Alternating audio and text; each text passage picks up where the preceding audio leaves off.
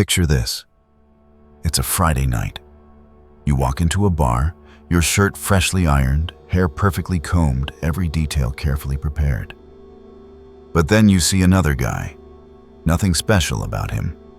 His shirt buttons are misaligned, beer spilling down his glass, clumsy as hell.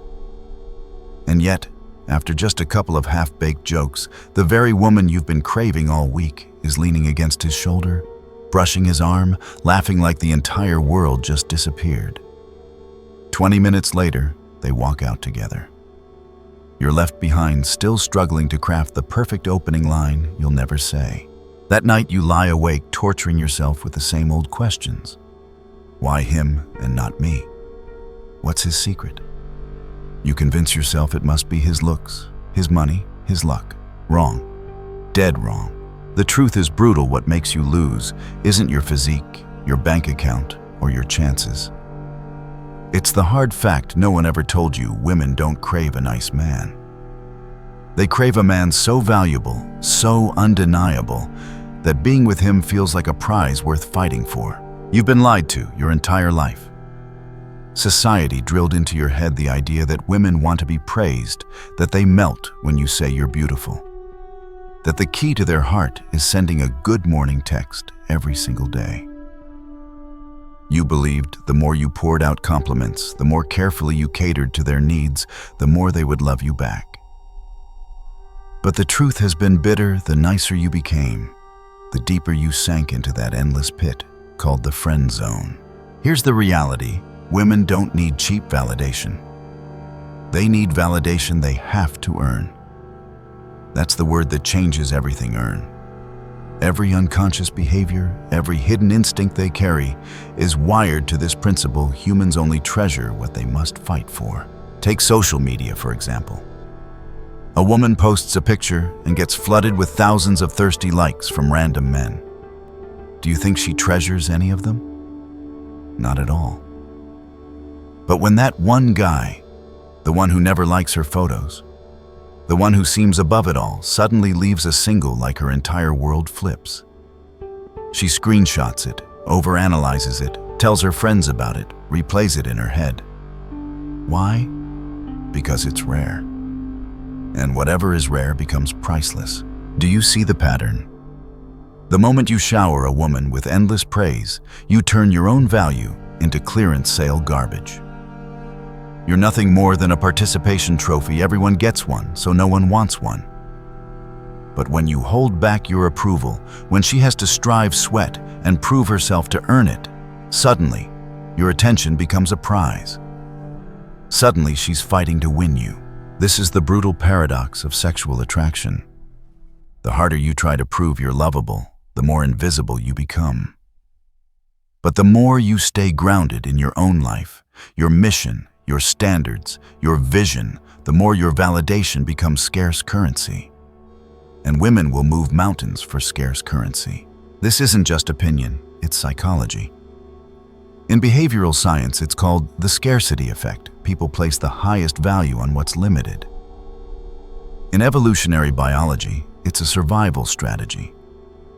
If a man doesn't freely give away his approval, it signals he must have something vital: stronger genes, higher status, or sharper survival instincts. That's why his attention feels like oxygen in the desert. But here's the key. Most men miss: women don't want you to flatter them. They want to earn the right to be chosen by you. They want to know that out of countless options, they stood out enough to spark your attention. And that's what creates obsession. Never forget this. The man desperate to prove he's worthy of love becomes a beggar of affection. But the man who knows his worth, the man whose validation must be earned, that's the man who keeps women awake at night, replaying every word, every glance, every silence. Don't misunderstand me. I'm not telling you to fake coldness or play manipulative games. Women can smell fake from a mile away. What I'm telling you is far deeper. You must become a man whose attention is naturally rare, whose validation isn't given away cheaply. That's not just a dating strategy, it's an entire way of reshaping who you are. And from here, a new door opens. Because if rare validation is the first weapon, there's an even more powerful one waiting, the primal mechanism that makes women go crazy even when they don't want to. You know what's even more powerful than scarcity? The fear of losing. If scarcity makes women crave your validation, competition turns that craving into an addiction. Let me be blunt. A woman would rather share a man she believes is high value than keep all to herself a man who is mediocre. Sounds harsh. It's not cynicism, it's biology. A woman can forgive you for sleeping with someone else far faster than she can forgive you for giving your heart to someone else. Because sex is just instinct. But love is resources. Love means protection, provision, survival. For millions of years in tribal life, the greatest threat wasn't that her man strayed sexually. The real threat was that he'd redirect his emotional investment, his food, his shelter, his protection to another woman. If that happened, she and her children were finished.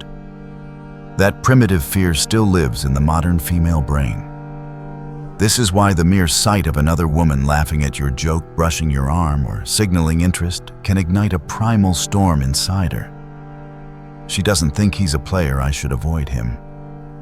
No, her body screams. If I don't secure him now, I'll lose him forever. And this is where the game flips. Suddenly, she's no longer testing you. She's competing for you.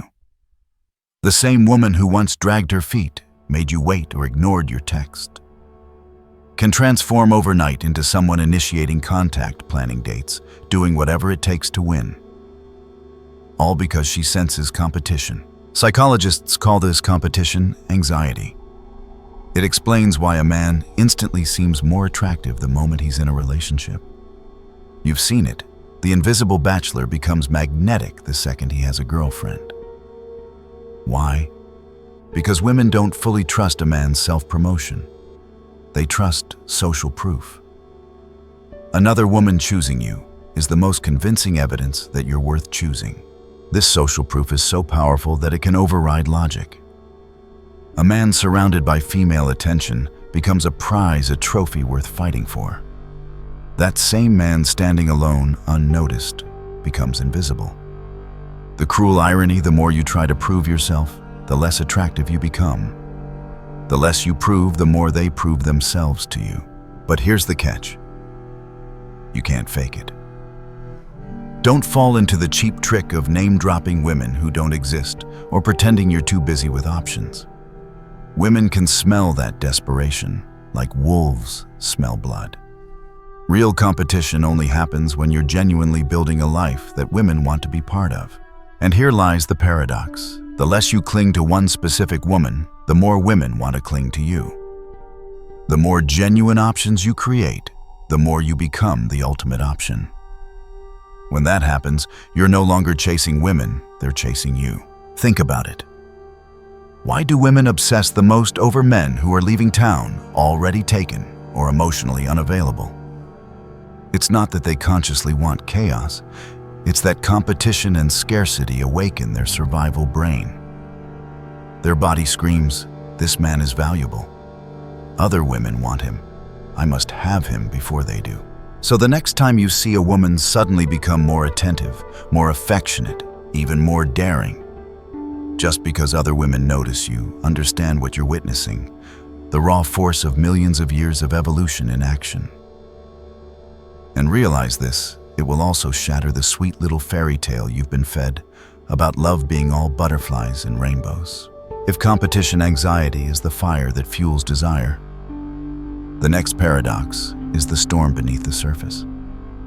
The silent force shaping every romantic choice a woman makes. It's the brutal split between two kinds of men. Her biology is always hunting for the alpha with primal strength and the provider with stability and security. Let me paint you a picture you've probably seen. At 22, she's head over heels for the broke artist with the messy hair and the motorcycle, the guy who lives off adrenaline and chaos. His eyes challenge the world. His touch makes her heart race. But by 27, those same eyes feel different. They no longer excite her. They frustrate her. Now she thinks he has no plan, no future, no ability to provide. The same man who once thrilled her now repels her. Why? Because her biological clock has started ticking like a war drum. Her body isn't asking for adventure anymore. It's demanding survival. This is the universal shift. In her early 20s, women are magnetized by alpha traits: dominance, confidence, physical strength, the ability to rise above other men. That's her body chasing superior genes. But as she ages, hormones and evolution rewire her attraction system. She begins seeking provider traits, career stability, emotional commitment, resources, the promise of safety. The tragedy: these two archetypes rarely exist in the same man. The alpha is often too wild to be tied down. The provider is often too safe to stir her blood. Women live with this split like a civil war inside their own hearts, desiring the dangerous man who makes their body ache, yet clinging to the safe man who can raise children and pay the bills. This is why women in their 30s often spiral into frustration. Their standards rise on both sides. They want both superior genes and resources at once. But men who embody both are rare, and when such men exist, they usually choose younger women. The result: women raise their standards while lowering their satisfaction. It's a psychological trap known as the paradox of choice. You've seen it play out: the 35-year-old executive sleeping with a 25-year-old trainer because he excites her body, but dating the boring banker because he calms her fears. She lives in two worlds at once, torn between desire and security, lust and survival.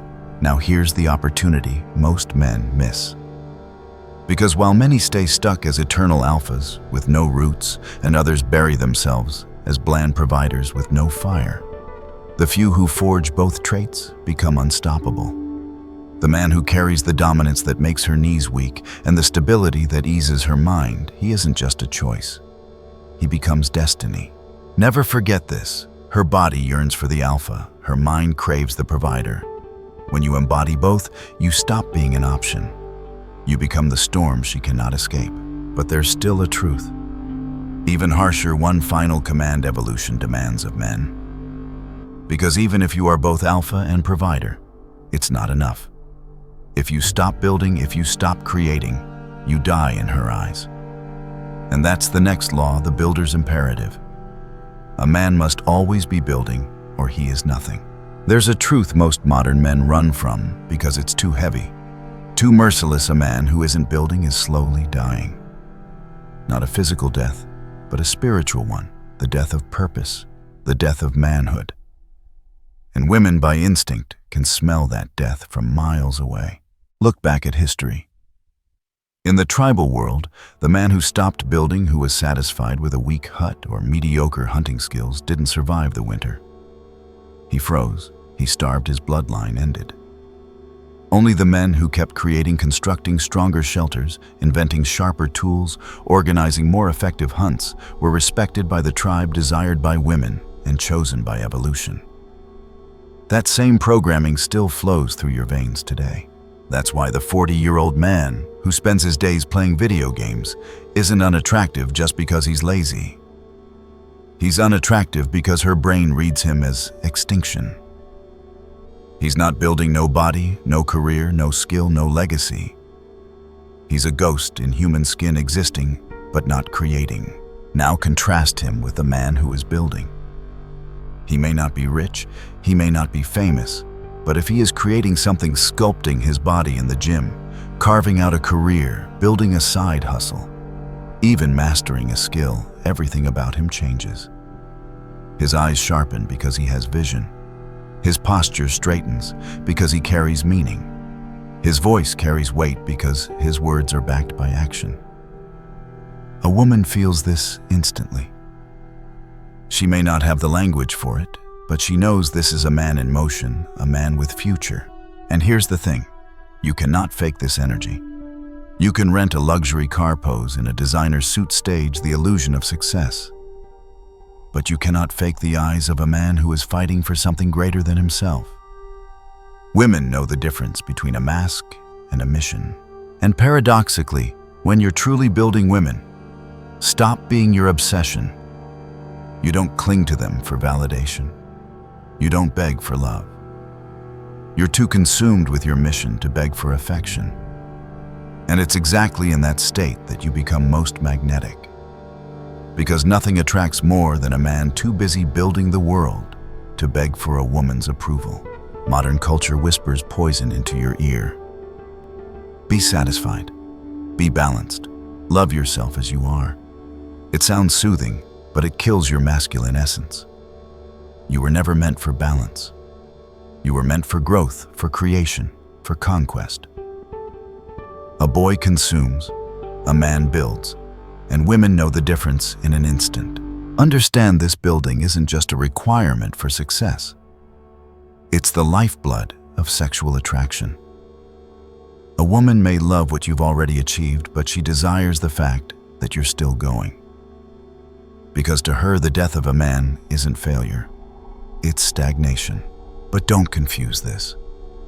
You don't build for women. If you build for them, you fall right back into the trap of dependency. You build because it is your prime directive. You build because without it, you are nothing. And when you live this way, women are not the mission, they're the byproduct. They're drawn to your fire, not the reason you lit it. And that's the ultimate truth. Women don't want to be your purpose. They want to stand beside a man who already has one. When you build, you stop orbiting women. They start orbiting you. Which brings us to the final revelation. The emotional punch that ties all of this together, the moment of clarity, where pain turns into awakening. Pause for a second and look into the mirror. The man staring back at you, who is he? Is he the boy who stopped building, clinging to the fantasy that moi will somehow save him? Or is he the man who dares to face the brutal truth? No one will hand you value. No one will rescue you. You must become it yourself. Here's the reality. Women are not moved by the flowers you buy or the good morning texts you send.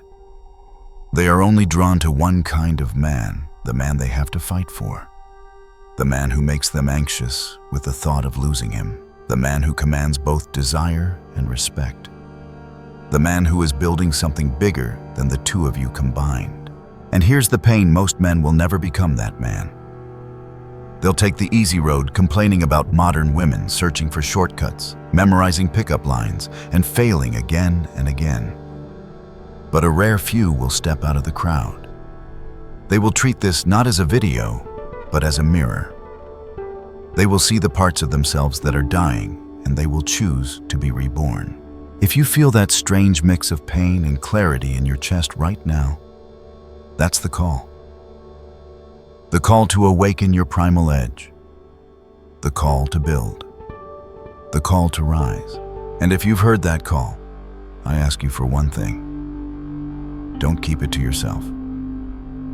Don't see me as a content creator, and don't see yourself as a viewer. We are brothers in arms on the same battlefield.